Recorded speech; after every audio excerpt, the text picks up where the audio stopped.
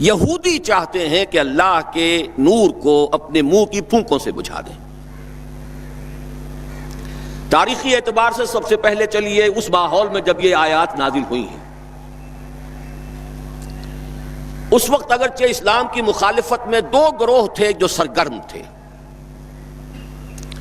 ایک مشرکین عرب جن کے سر خیل تھے مشرکین مکہ، اور دوسرے یہودی۔ چنانچہ یہی بات ہے جو سورہ مائدہ میں فرمائی گئی، لَتَجِدَنَّ أَشَدَّ النَّاسِ عَدَاوَةً لِلَّذِينَ آمَنُوا الْيَهُودَ وَالَّذِينَ أَشْرَكُوا، تم پاؤ گے کہ اہل ایمان سے دشمنی میں شدید ترین تمام انسانوں میں یہودی ہیں اور مشرک ہیں۔ مکے کے مشرک یا جزیرہ نما عرب کے مشرک اس وقت جن کے سر خیل تھے، جن کے لیے قرآن مجید میں سورہ توبہ میں ائمہ کا لفظ آیا ہے، فَقَاتِلُوا أَئِمَّةَ الْكُفْرِ، ایک طرف وہ تھے جو شدید مخالف اور دوسری طرف یہودی، لیکن ان دونوں کی مخالفت کے انداز میں فرق تھا۔ یہ نوٹ کرنا چاہتا ہوں میں آج، اچھی طرح سمجھ لیجئے۔ پہلا فرق یہ تھا کہ مشرکین عرب سامنے سے وار کرتے تھے جمع مردی کے ساتھ، ان کے مقابلے میں ان کی مخالفت میں کمینگی نہیں تھی۔ وہ اپنے باطل معبودوں کے لیے بھی گردن کٹا رہے تھے۔ ابو جہل نے کہا تھا ذرا نیچے سے گردن کاٹنا تاکہ اونچی نظر آئے کہ سردار کی گردن ہے، جب تم کسی چیز پر اس کو اوپر لٹکاؤ گے۔ 70 جانیں انہوں نے پیش کی ہیں بدر میں اپنے دین باطل کے لیے اور اپنے معبودان باطل کے لیے۔ اس کے برعکس یہودیوں کی مخالفت تھی کمینگی والی مخالفت، ان میں مقابلے کی ہمت نہیں تھی، جرأت نہیں تھی۔ لا یقاتلونکم جمیعا، سورہ حشر میں فرمایا یہ یہودی کبھی تم سے مسلمانوں جمع ہو کر جمعیت کی شکل میں ڈٹ کر میدان میں آ کر مقابلہ نہیں کر سکیں گے، الا فی قرى محصنۃ او من وراء جدر، بڑے مضبوط قلعہ بندیوں میں اپنے آپ کو محفوظ کر کے اور فصیلوں کے پیچھے سے، دیواروں کے پیچھے سے، عورتوں کی طریقے سے پتھراؤ کریں گے، اس کے سوا کچھ نہیں کر سکتے۔ تو پہلا فرق یہ تھا کہ مشرکین مکہ اور مشرکین عرب بالعموم مخالفت کر رہے تھے، لیکن ان کی مخالفت جمع مردوں والی مخالفت تھی، سامنے کے دشمن کی حیثیت سے کھلم کھلا علی الاعلان، جبکہ یہودیوں کی مخالفت میں کمینگی تھی، سازشی انداز تھا، خود لڑنے کی بجائے دوسروں کو ابھار ابھار کر لاتے تھے۔ اور دوسرا بڑا فرق کیا تھا؟ اس پہلے فرق کو تو نمایاں کیا اسی لفظ سے کہ گویا کہ اپنے منہ کی پھونکوں سے بجھانا چاہتے ہیں۔ ابو جہل بھی بجھانا چاہتا ہے اللہ کے نور کو، لیکن اپنے زور بازو کی بنیاد پر۔ اور یہ لوگ کردار کے اعتبار سے اتنے گر چکے ہیں کہ زور بازو کی بنیاد پر نہیں، منہ کی پھونکوں سے بجھانا چاہتے ہیں۔ بہترین تعبیر کی ہے اس کی مولانا ظفر علی خان نے کہ نور خدا ہے کفر کی حرکت پہ خندہ زن، پھونکوں سے یہ چراغ بجھایا نہ جائے گا۔ دوسرا فرق یہ تھا کہ اگرچہ مشرکین میں بھی ایسے لوگ تھے جو پہچان چکے تھے کہ محمد اللہ کے رسول ہیں، سچے ہیں، صادق ہیں، لیکن وہ استثنائی معاملات تھے، وہ غافل تھے۔ قرآن مجید میں بار بار ان کے کفر کے لیے ایک توجیہ پیش کی گئی ہے کہ ان کے پاس کوئی رسول آیا ہی نہیں، ان کے لیے رسالت اور نبوت بڑی ایک عجیب سی شے تھی، وہ چیزیں ان کے ذہن سے بالکل خارج ہو چکی تھی۔ لیکن یہود کا معاملہ اس کے برعکس تھا، وہ 100% پہچانتے تھے محمد رسول اللہ کو صلی اللہ علیہ وسلم، بالخصوص ان کے علماء، یعرفونہ کما یعرفون ابناءہم، پہچانتے ہیں اسے جیسے کہ اپنے بیٹوں کو پہچانتے ہیں، علی وجہ البصیرۃ، وہ کسی مغالطے میں نہیں تھے، پوری ڈٹائی کے ساتھ پہچانتے ہوئے۔ آپ کو تو معلوم ہے کہ حضور صلی اللہ علیہ وسلم کی جو نشانیاں ہیں ان کا تو معاملہ بہت آگے کی بات ہے۔ حضور کے ادنا رفقا کا معاملہ کیا تھا کہ حضرت عمر رضی اللہ تعالیٰ عنہ کے بارے میں پوری ان کی صفات ان کے ہاں موجود تھیں، اور عیسائی علماء نے ان کے ساتھ ٹیلی کر کے ہی حضرت عمر کو سامنے کھڑے ہو کے دیکھ کر اور پھر جو ہے یروشلم کا قبضہ دیا تھا کہ ہاں یہ وہی درویش بادشاہ ہے جس کا ذکر موجود ہے ہماری کتابوں میں کہ یروشلم اس کے ہاتھوں فتح ہوگا۔ تو یہ دو فرق ذہن میں رکھیے، یریدون لیطفئوا نور اللہ بافواہہم واللہ متم نورہ۔ دوسری بات جو سوچنے کی ہے اس آیت میں کہ نور اللہ سے مراد کیا ہے؟ اللہ کا نور ایک اعتبار سے ذہن منتقل ہوتا ہے قرآن حکیم کی طرف۔ نور اصل میں قرآن مجید میں ہدایت کے لیے بھی آتا ہے، تورات کے لیے آیا فیہا ہدی و نور، انجیل کے لیے آیا فیہ ہدی و نور، روشنی ہی سے انسان راستہ دیکھ سکتا ہے۔ الہدا قرآن حکیم، ہدایت کاملہ، اس کے لیے خاص طور پر لفظ آیا ہے۔ سورہ تغابن میں فرمایا فآمنوا باللہ ورسولہ والنور الذی انزلنا واللہ بما تعملون خبیر۔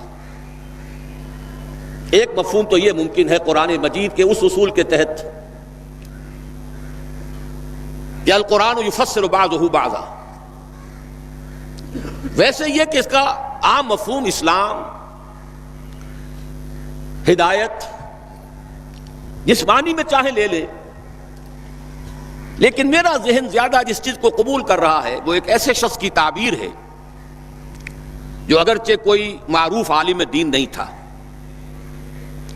میں نہ عارف نہ مجدد نہ محدث نہ فقیہ، اقبال اپنے بارے میں صاف کہہ رہا ہے، میں نہ عارف نہ مجدد نہ محدث نہ فقیہ، لیکن واقعہ یہ ہے اور آپ کے علم میں ہوگا، میرا موقف یہ ہے اس دور میں قرآن مجید کا نور بصیرت اللہ تعالیٰ نے بڑے وافر پیمانے پر انہیں عطا کیا تھا۔ انہوں نے تعبیر کیا ہے اس نور کو نور توحید سے، چنانچہ یہ اتمام کا لفظ اس کے ساتھ واللہ متم نورہ، جواب شکوہ کے شعر میں کہ وقت فرصت ہے کہاں کام ابھی باقی ہے، نور توحید کا اتمام ابھی باقی ہے۔ واللہ متم نورہ ویابی اللہ الا ان یتم نورہ، یہ بھی نوٹ کر لیجئے، عربی زبان میں شدید تاکید کرنی ہو تو اس میں فاعل کی شکل میں لایا جاتا ہے، واللہ یتم نورہ بھی ہو سکتا تھا، نہیں واللہ متم نورہ، کر کے رہے گا۔ اور پھر اس کو منفی اسلوب میں بھی بیان کر دیا تاکہ کوئی شک و شبہ نہ رہے، مثبت بھی آ گیا واللہ متم نورہ، اور منفی ویابی اللہ الا ان یتم نورہ، اللہ کو ہرگز منظور نہیں ہے مگر یہ کہ وہ اپنے نور کا اتمام فرمائے۔ وقت فرصت ہے کہاں کام ابھی باقی ہے، نور توحید کا اتمام ابھی باقی ہے۔ میں چونکہ یہاں اسی تعبیر کو اختیار کر رہا ہوں، اس کے اعتبار سے ایک سوال پیدا ہوتا ہے، کیا نور توحید کسی بھی اعتبار سے نامکمل تھا، ناقص تھا، جس کے اتمام اور تکمیل کی ضرورت تھی؟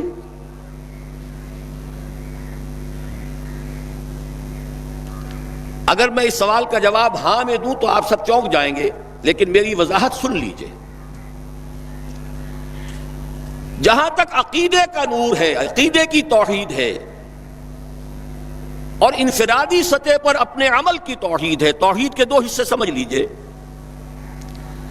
ایک توحید ہے عقیدے کی توحید، اللہ کو ایک ماننا، ایک جاننا، اس کی صفات میں، اس کی ذات میں کسی کو اس کا ساجی، ہمسر، برابر، ہم پلہ، کفر، ند، ضد نہ سمجھنا۔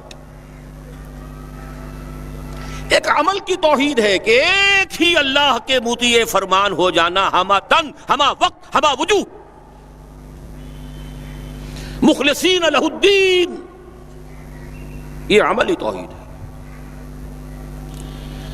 تو عقیدے کی توحید اور انفرادی سطح پر عمل کی توحید ہر دور میں مکمل رہی، حضرت آدم کی بھی مکمل تھی، حضرت نوح کی بھی مکمل تھی، تمام انبیاء کرام کی مکمل تھی، نہ ان کی عقیدے کی توحید میں کوئی کسر ہو سکتی تھی، نہ انفرادی سطح پر عمل کی توحید۔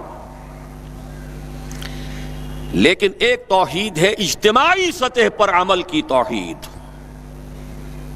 پورے نظام زندگی کا اللہ کے حکم کے تابع ہو جانا، یہ ابھی مکمل ہونا تھا، اس کی تکمیل ہونی تھی۔ افراد موحد تھے اپنی زندگیوں میں بھی، اپنے عقیدے میں بھی. نظام جیسا آج آپ غور کیجئے، بڑے بڑے فن خواہ موحد موجود ہیں ہمارے ہاں.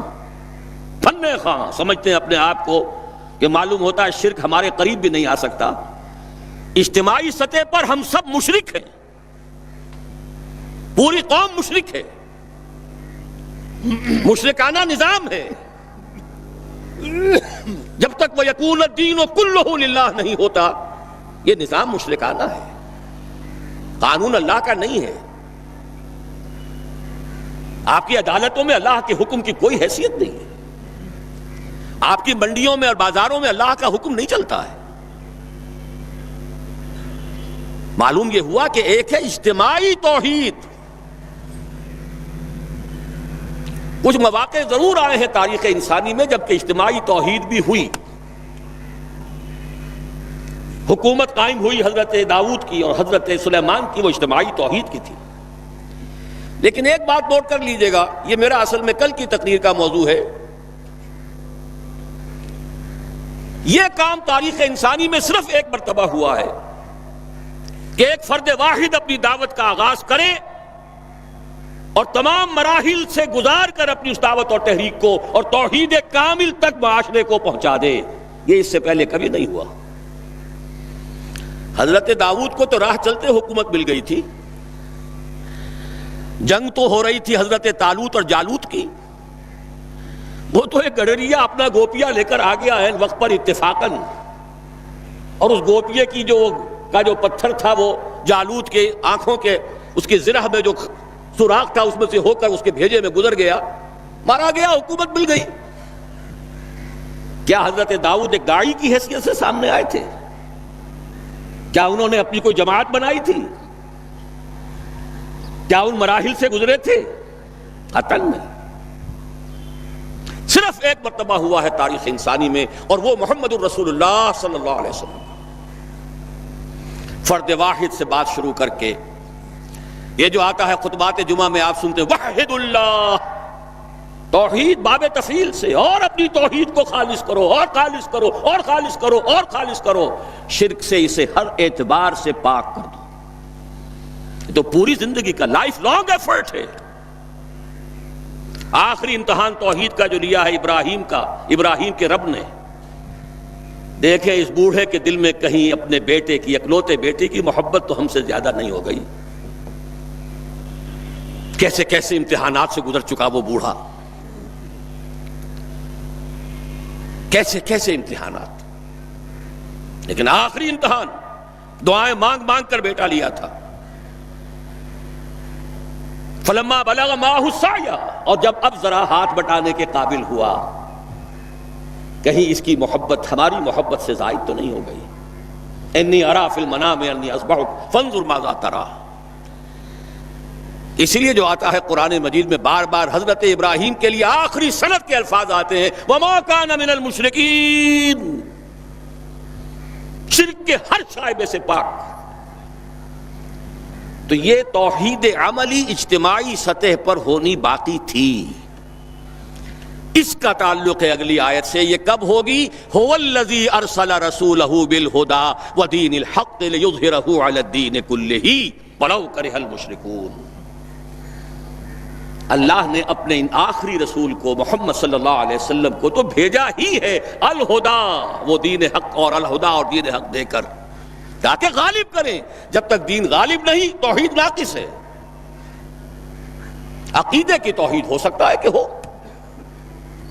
انفرادی سطح پر بھی ہو سکتا ہے، ایک آدمی جہاں جہاں بھی اللہ کا حکم مان سکتا ہو مان رہا ہو، لیکن آخر وہ کسی قوم کا فرد ہے، کسی ریاست کا شہری ہے، کسی خاندان کا فرد ہے، چہار طرف سے جکڑا ہوا ہے رشتوں میں اور تعلقات میں. اس کی زندگی کے کتنے گوشے ہیں کہ جن کو ابھی وہ مشرکانہ نظام اپنی گرفت میں لیے ہوئے. یہ در حقیقت اسی وقت ہوگا جبکہ اللہ کا دین غالب ہو جائے. هو الذی ارسل رسولہ بالہدی ودین الحق لیظہرہ علی الدین کلہ ولو کرہ المشرکون. مشرک تو کبھی پسند نہیں کریں گے. یہاں ذرا شرک کو سمجھ لیجئے، یہ شرک صرف عقیدے کا نہیں. آج کا سب سے بڑا شرک کیا ہے؟ اللہ کا اللہ کو دو، ریاست کا ریاست کو دو. یہ سیکولر نظام ہے، یہاں پر جو ہے حاکمیت عوام چلے گی. جاؤ مسجدوں میں اللہ کا حکم نافذ کر لو.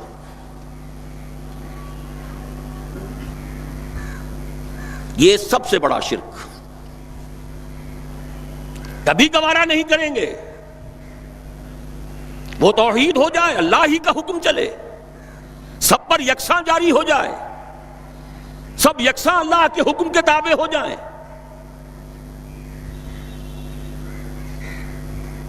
وَلَوْ كَرِهَ الْمُشْرِكُونَ، مشرک کبھی نہیں چاہیں گے، لیکن ان کی مخالفت کے علی الرغم، ان کی ساری ریشہ دوانیوں کے باوجود، ان کی تمام سازشوں کے باوجود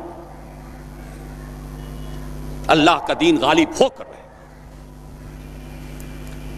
اب ذرا تاریخی اعتبار سے جائزہ لیجئے. ابھی ہم تھے اس ماحول میں جبکہ ابھی یہ آیات نازل ہو رہی تھی. پہلی بات تو یہ سمجھ میں آ گئی کہ محمد الرسول اللہ صلی اللہ علیہ وسلم کا مقصد بعثت ہے غلبہ دین. یہ نوٹ کرنے کی بات ہے، کسی اور رسول کے لیے اللہ نے قرآن مجید میں یہ الفاظ استعمال نہیں کیے. شاہد سب تھے، مبشر سب تھے، نذیر سب تھے، داعی سب تھے، مبلغ سب تھے، معلم سب تھے، مربی سب تھے، مزکی سب تھے. لیکن یہ کہ هو الذی ارسل رسولہ بالہدی ودین الحق لیظہرہ علی الدین کلہ، صرف محمد کے لیے آئے الفاظ صلی اللہ علیہ وسلم، اور 3 مرتبہ آئے. اب اس کے ساتھ جس کو صغرا کبرا کہتے ہیں لاجک میں پریمیسز، اس کے ساتھ جوڑیے دوسری بات جو قرآن میں 5 مرتبہ آئی ہے، اگرچہ وہ آئی ہے ذرا مختلف الفاظ میں. کہیں فرمایا وَمَا أَرْسَلْنَاكَ إِلَّا رَحْمَةً لِّلْعَالَمِينَ،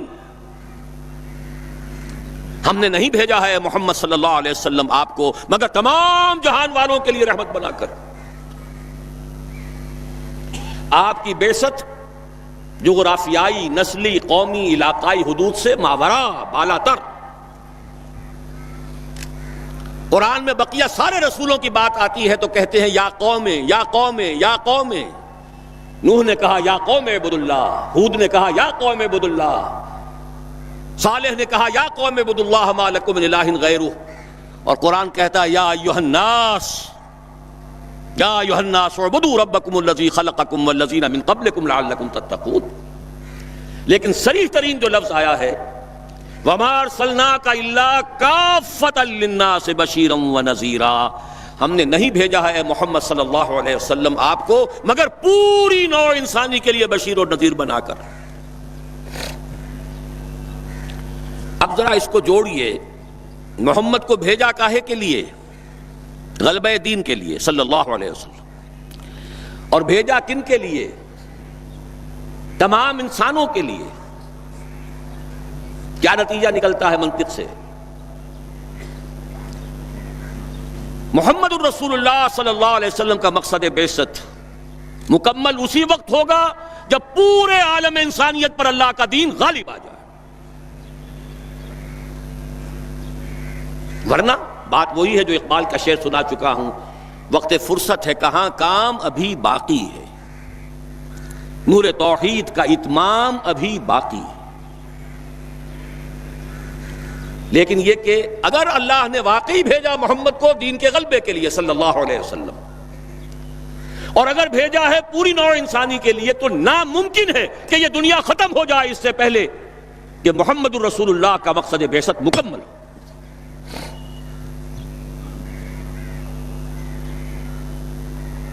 یہی بات ہے کہ جس کی خبر پیشن گوئی کے طور پر قرآن میں تو نصوص ہیں، لیکن ان سے نتیجہ نکالنا پڑے گا.